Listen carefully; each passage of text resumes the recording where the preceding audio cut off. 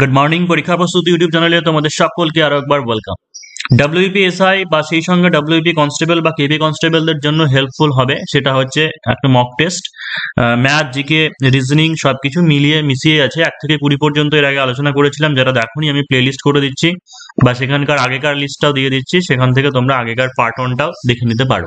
অর্থাৎ কার কেমন প্রিপারেশন হয়ে আছে সেরকম সেই লেভেলটাকে চেক করে নিতে পারো।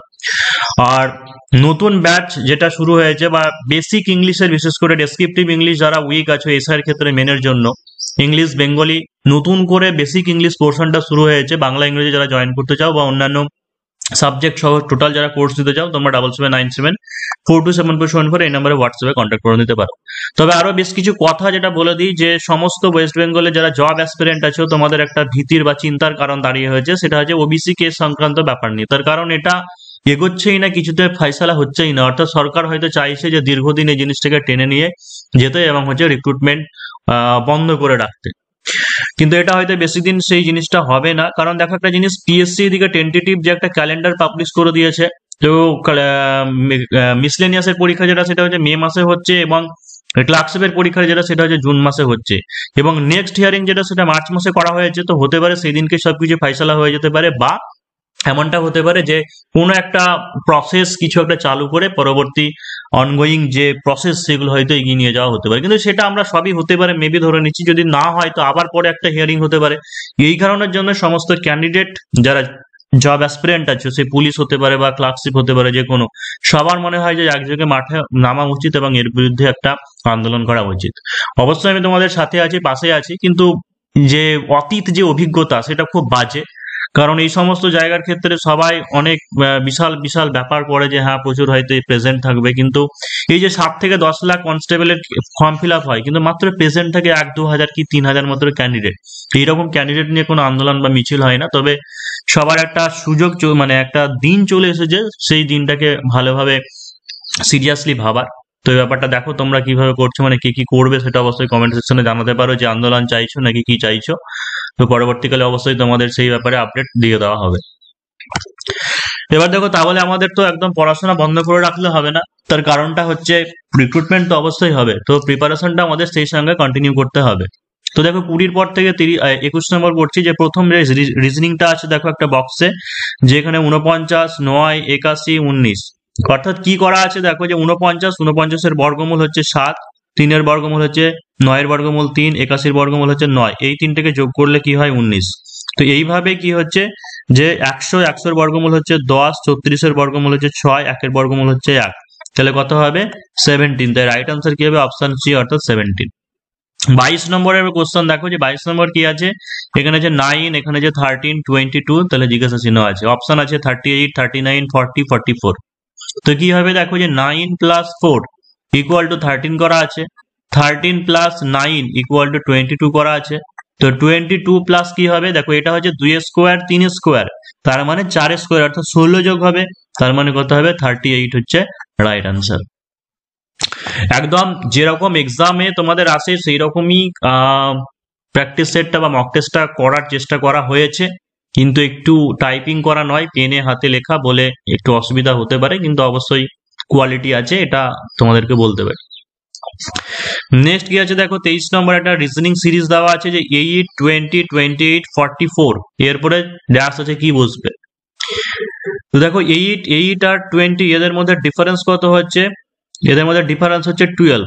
20 আর 28 এর মধ্যে ডিফারেন্স কত হচ্ছে 8, 28 আর 44 এর মধ্যে ডিফারেন্স কত হচ্ছে 16। তো এদের মধ্যে যে কম্বিনেশন একটা খুঁজে পাচ্ছি, সেটা দেখো 12, 8, 16, সব থেকে যেটা পয়েন্ট বা লজিক্যাল পয়েন্ট, সেটা হচ্ছে এরা সবাই দেখো 4-এর মাল্টিপল, মানে হচ্ছে 4-এর গুণিতক, এছাড়া আর কোনো নেই। অর্থাৎ 12 থেকে 8 হলো মানে কমে গেল আবার বেড়ে গেল, মানে পরপর সিকোয়েন্স অনুযায়ী গ্যাপ এখানে নেই, অর্থাৎ 4-এর গুণিতক এরা সবাই। তাহলে আমাকে এমন দেখতে হবে যে 44-এর গ্যাপ ডিফারেন্স করলে পরে কোনটা 4-এর গুণিতক পাই। তো 44 থেকে 58 14 গ্যাপ হচ্ছে, এটা হবে না। 44 থেকে 64 20 গ্যাপ হচ্ছে, এটা হবে। ঠিক আছে, এটাই হচ্ছে রাইট আনসার। তাও আমরা আবার ক্রস চেক করে নিই, 44 থেকে 50 যদি করি 6 ডিফারেন্স হচ্ছে না, 44 থেকে 30 করলে 14 ডিফারেন্স হচ্ছে না, তাহলে এটাই হবে রাইট আনসার 64। 24 নম্বর দেখো কি দেওয়া আছে, একটা সিরিজ, যে -1, 0, 3, 8, এরপরে কি বসবে, কি হচ্ছে -1 + 1, -1 + 1 = হচ্ছে 0। এরপরে কি হচ্ছে 0 + 3 = হচ্ছে 3। এরপর কি হচ্ছে 3 + 5 = হচ্ছে 8।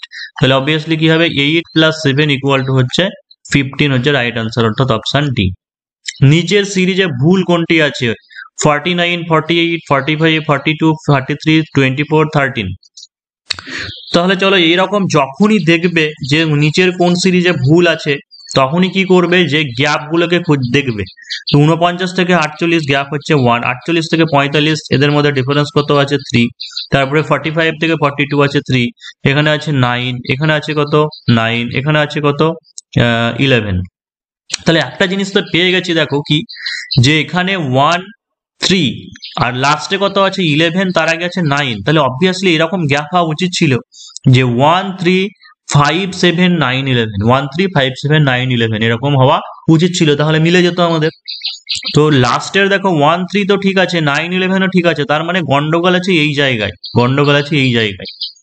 তাহলে 48 থেকে 45 হয়ে গেল 3 গ্যাপ, তাহলে 45 থেকে 42 এর জায়গায় যদি 40 হতো তাহলে দেখো এই গ্যাপটা 5 হয়ে যেত, আর 40 থেকে 33 এই গ্যাপটা 7 হয়ে যেত, খাপে খাপ হয়ে যেত।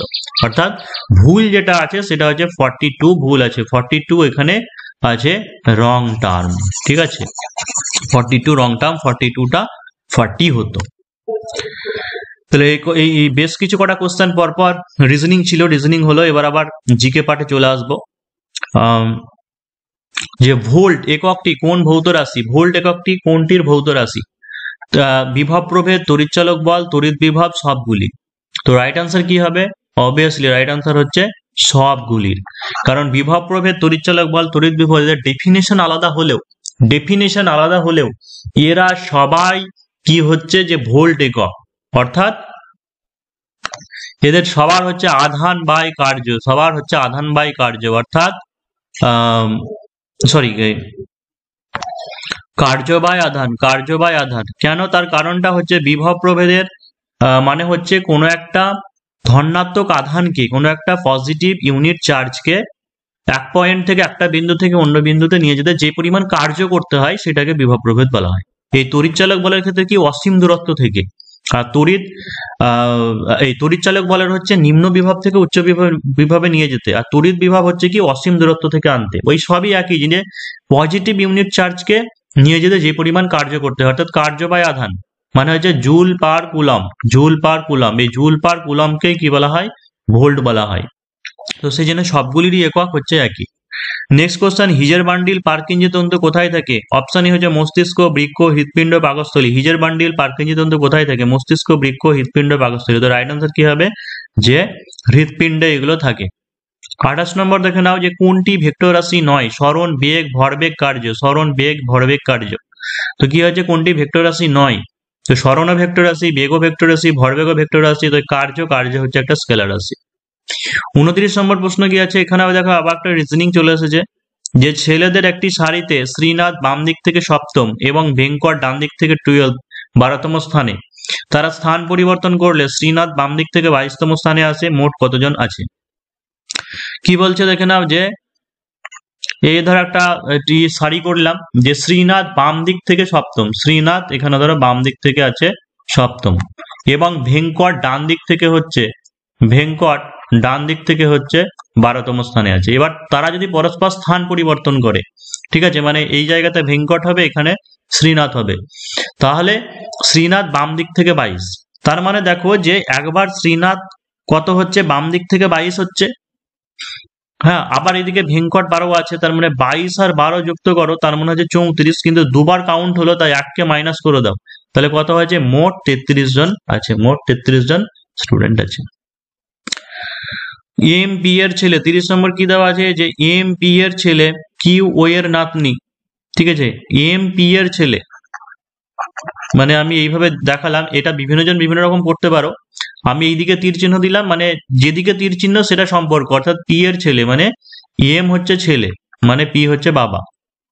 এবারে বলছে কিউ ও এর নাতনি, এটাকে স্কিপ করলাম, পরেরটা কি দেওয়া আছে? ও পি এর স্বামী, ঠিক আছে, ও পি এর স্বামী, তার মানে ও হচ্ছে স্বামী, তার মানে পি ও স্বামী স্ত্রী, অর্থাৎ পি এর ছেলে যদি এম হয়, ওর ছেলেও কি হবে? এমই হবে। তো আমাকে এইটাকে কেন স্কিপ করলাম, তার কারণটা হচ্ছে পরের কোশ্চেন কি দিয়েছে দেখো, তাহলে এম ও এর কে হয়, আমার ওটা দেখা দরকারই নেই, তাহলে এম ও এর ছেলে হয়, এম ও এর ছেলে।